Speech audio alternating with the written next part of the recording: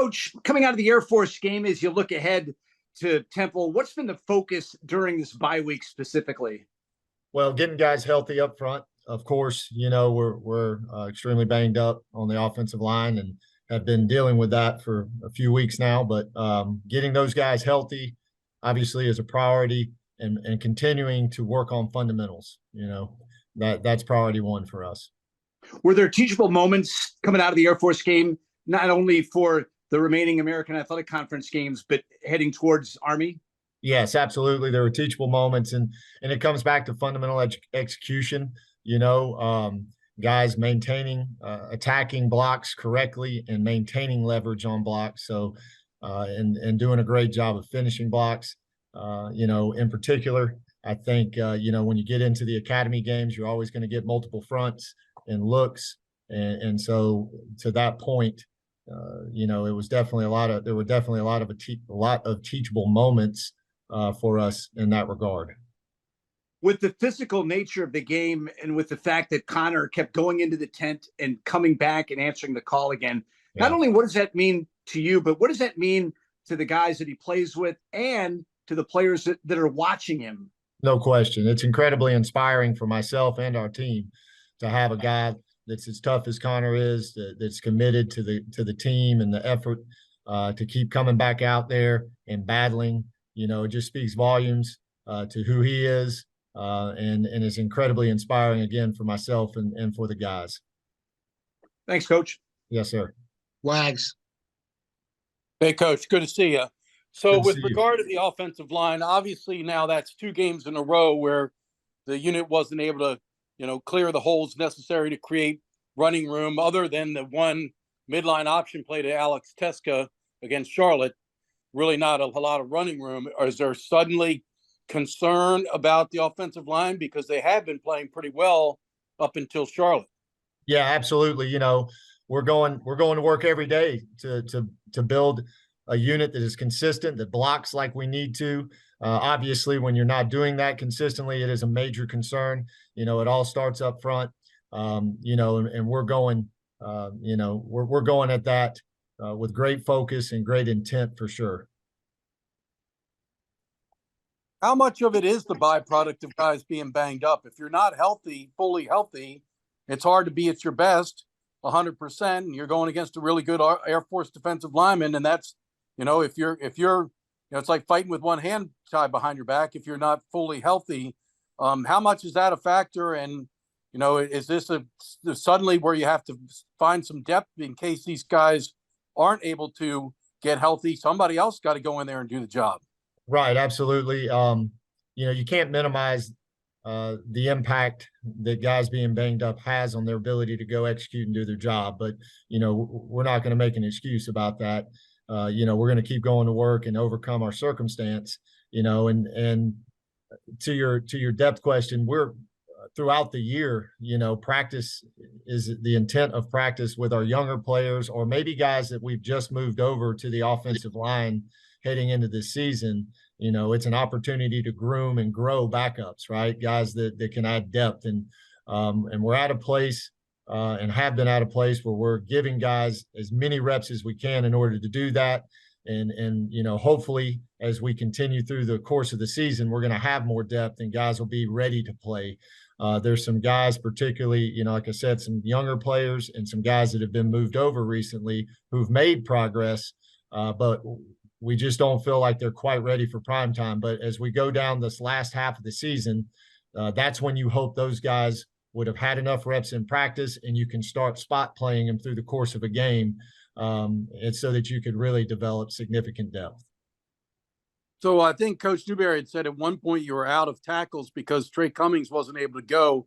If Connor McMahon had not been able to go back in, well, what option did you have? Were you going to have to bump a guard over to tackle? Yeah, yes, sir. We would have put Bouton out to tackle and put Purvis in at guard. So on to the quarterback situation. Obviously, we talked to Coach Newberry on Monday, and I asked him, is this week to week? And he said, I think it has to be because nobody has really seized the job. Kind of what's your take on it, Grant? Same take, and we've discussed this throughout the season, you know, you want to get to where you have continuity at the position, and that requires, you know, a single guy to be able to go out and perform consistently in order to secure the job as the starter. And we just haven't had that yet. You know, so until we can get to a place where we have a guy that can go out and consistently execute, then it'll be this situation. You know, and obviously the intent and the hope is that, you know, sooner rather than later that happens, and we can have a more consistent player at that position regularly. So obviously, I mean, I posted this during the game. I wrote about it. No quarterback was going to have a lot of success behind the way that, you know, Air Force was dominating at the point of attack, that nothing was going anywhere. Plays weren't going to work. But that said, I mean, can you even evaluate Braxton based on that, what happened? Or are there some things that, you know, because he did look a little tentative at times. And I don't know how many times there were checks that should have been made that weren't, that might have led to a better play. I don't know. Yeah, absolutely. Obviously, you cannot, you know, pin everything that didn't go well on one player, you know. And I do think that there are you know, there's absolutely the ability based on that game to evaluate where Braxton is at, and continue to help him grow and improve. So, you know, like I said, it's not all on one position or one player. It was definitely a group effort, but at the same time, I do believe that we have a solid assessment of where Braxton's at as we move forward, and pinpoint the things that we need to do in order to help him grow faster. So obviously, ultimately, Ty did not fare a whole lot better, but when he came in, he did provide a little bit of spark. You were able to move the ball, get a few first downs. You know, what was your assessment of how he did coming off the bench? And B, do you think, based on the fact that you weren't successful running the ball, because I know Coach Newberry said that Ty's a little bit better in a situation where you're having to throw, that hindsight, maybe you should have just put him in and started throwing the ball and said, hey, we're not moving it on the ground, and let's stop beating our head against the wall and maybe try to, you know, back them off the line of scrimmage by completing some passes. Yeah, you know, absolutely. That conversation actually came up early on in the game, even before halftime. And then, you know, through conversation with Coach Newberry and myself, you know, we ultimately managed it the way we did, you know, with a lot of circumstance that was going on taken into account. So, you know, Ty came in and played well in spots. You know, the consistency piece again has come up, but he did create a bit of a spark in the pass game, which was our intent with putting him in. Thanks, Coach. Yes, sir. Scott. Yeah, Coach, not only importance, but how timely is the fact that you've got a bye week now later in the season, heading down the line with Braxton, having been in a couple games now, he knows a little bit more of what to expect. How does that help him now with the importance of these extra practices in the bye week? Well, you'd hate to have a bye week after a loss, but it's really well timed in a lot of ways. You know, we really have this last third or so of the season that we're regrouping and focusing on now. The additional reps of just focusing on fundamentals without really scheming a lot for a game is absolutely going to help us and help Braxton through the course of this week, these next 2 days. So it's really well timed in a lot of ways, you know, particularly for that. And then also to allow some of our guys that are banged up to get healthier. What do you like best about the offense now as you look towards these 5, possibly 6 games? Well, I think, you know, we've evolved in a lot of ways in the pass game, you know, and again, there's improvement to be made in all aspects for us. We understand that, you know, but our ability to do some things schematically and formationally, which has been the intent all season. I think we've grown there in our understanding of what we're trying to accomplish.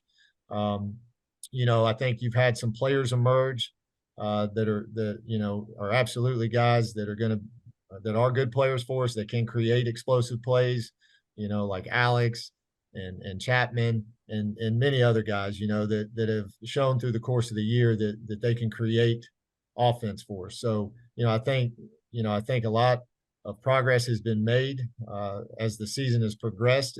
It always just goes back for us right now to being consistent in our execution. How do you like the way that your teams dealt with the Air Force game, with putting that in the rearview mirror as they've returned to practice? Have they done that effectively looking forward now? Each day they've absolutely been able to move forward, and you know, that speaks volumes. Quite honestly, I wouldn't expect anything less from these young men. They're incredibly resilient. You know, they're built the way they are, and that's what drew them to this place, to this institution. And they're doing a great job of moving forward. It was obviously a you know, punch in the gut for all of us, but I've been very pleased by what I see in the fact that they are going out and attacking things the way they need to. And I'm, you know, very thankful for that as well. Thank you. Yeah. Wags. So, Coach, back to the offensive line. Do you feel like this time off is enough? In particular, I guess, of the case of Sam Glover and Connor McMahon. But do you feel just the time off between now and Temple will be enough to get them back to where they're more closer to 100%? Well, that's hard to say. You know, that's obviously the expertise of our athletic training staff, and they do a tremendous job. You know, I'm hopeful, obviously, that it will be enough to help those guys, you know, get to a place where they can go back out and play for us. You know, I guess only time will tell as we go through the next few days. Well, that's what I think Coach Newberry had mentioned during the post-game press conference, that these injuries had prevented them from practicing as much as you would like, and that hurts. You can't. It's hard to go out against a really physical defensive front like Air Force when you haven't been practicing and just suddenly turn it on and become a physical force. Is that a concern for you, that you got to get these guys where they're practicing during the week and building up toward Saturday? There's no question it's a concern. You know, practice, you know, the reps you get in practice, you know, are incredibly important to setting you up for success on a game day. And so anytime a guy is missing reps, that's you know, obviously a concern. You know, and we've tried to modify practice a little bit, but you don't necessarily want to have to do that either, because again, you're taking away from what you need to accomplish day to day from a practice. So this question I meant to ask this last week because it was a little more applicable last week than this week. But Alex Teska was leading the nation in average rushing yards per attempt, but against Charlotte, he had only 6 carries. Do you feel that based on the production, do you need to try to give him more opportunities considering he has the game-breaking ability? Yeah, there's no question. And we go into every week, identify, you know, our players that we know we would like to get the ball in their hand. We did that, you know, for the Charlotte game. We did it again this past game, you know, and that obviously includes Alex. And, you know, it's unfortunately some of the circumstance that has gone on the last 2 games has led to a lot more passing. And obviously that would impact our ability to hand the ball to him. Now, obviously, we're looking to use him in the pass game as well. So, I mean, obviously, you know, the Navy's had games like this against Air Force before. 2020 was one of the, actually, I'm sorry, 2021, the last home game against Air Force was just like the one that was just played. For you personally, I don't know that you probably had many games like that. Was that, I don't want to say eye-opening, but, you know, seeing how difficult it is to move the ball in a service academy game, I don't know that that was something maybe you encountered at Kennesaw. No, you know, obviously, we were fortunate to have a lot of offensive success, even against the teams that were very talented.